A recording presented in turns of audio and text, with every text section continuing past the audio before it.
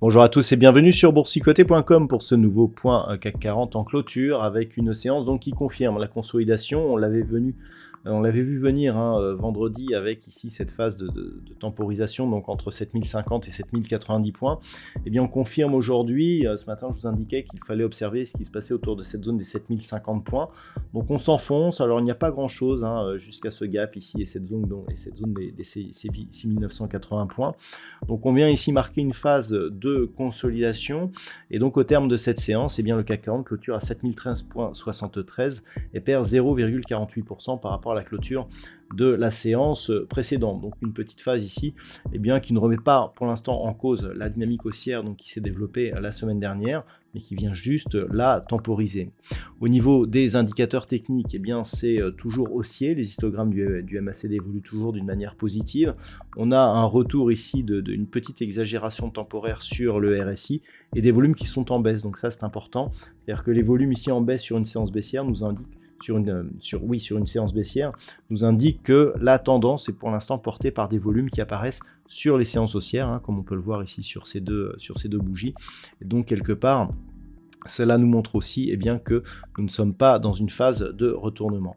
Alors on peut aussi tracer les retracements de Fibonacci pour voir un petit peu ce que donne justement cette dynamique. Alors ici en daily, eh bien, on a quelque chose d'assez direct qui nous indique que 6977 points est un niveau de retracement à 38,2%, donc c'est quasiment le plus bas ici de cette bougie, puisque sur cette bougie, on a un plus haut à un plus bas à 6982,04.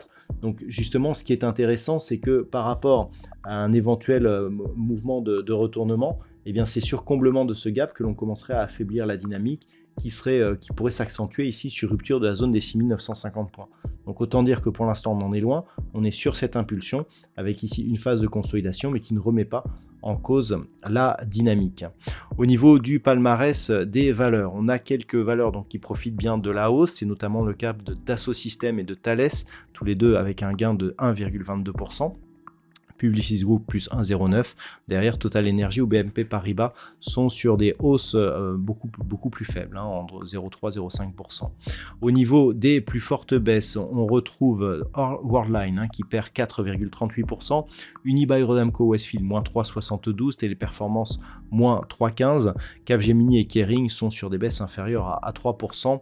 On peut remarquer le luxe plutôt orienté dans le rouge aujourd'hui. Donc, techniquement, comme je l'ai indiqué, tant qu'on ne vient pas ici combler ce gap, on reste dans une phase de consolidation qui reste assez, assez mitigée par rapport à la force de l'impulsion que l'on a eue la semaine dernière. Si les cours venaient ici à commencer à combler le gap, la zone à surveiller, c'est cette zone des 6950 points. Zone sur laquelle il y avait eu un gap baissier qui avait été invalidé par justement le gap haussier qui est apparu la semaine dernière. Sous cette zone, on commencerait effectivement à bien affaiblir ici cette dynamique cette dynamique d'impulsion. Par contre, tant que l'on est au-dessus, l'objectif est donc une cassure à la hausse et donc une confirmation de la poursuite par rupture de la zone des 7100 points. Et je rappelle que c'est sur une éventuelle rupture de la zone des 7175 points, zone qui avait été testée ici à de multiples reprises, que l'on aurait un vrai signal de retournement haussier sur cette unité de temps daily. Tant que l'on est en dessous, on a au mieux une neutralisation de la dynamique qui était une dynamique baissière, puisque lorsque l'on regarde un petit peu l'évolution des points hauts, eh bien, on a des points hauts qui étaient baissiers et toujours avec ce point haut, mais avec une dynamique moindre au niveau de la tendance baissière. Et vraiment, tant que l'on reste sous 7175, eh bien, on a un précédent point haut qui est plus haut que les précédents, qui est plus haut que les suivants, pardon.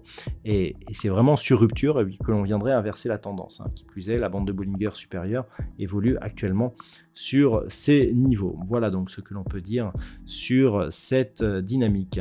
Au niveau des statistiques, c'est assez partagé en ce moment. Vendredi dernier, nous avions une statistique de baisse pour aujourd'hui. Donc, on a bien ici respecté la statistique de vendredi suivie d'un mouvement haussier. Aujourd'hui, ça change un petit peu. On a une statistique qui favorise plutôt une poursuite du mouvement baissier lors de ces prochains jours, avec notamment un risque d'accélération en milieu de semaine. Mais attention, autant la statistique de vendredi que celle du jour, on a assez peu d'occurrences, ce qui donc nous enlève un certain indice de fiabilité, donc à prendre avec extrêmement de précaution. Voilà donc ce que l'on peut dire pour aujourd'hui. Je vous souhaite de passer une bonne soirée. On se retrouve dès demain pour d'autres analyses techniques, toujours sur le site boursicoté.com.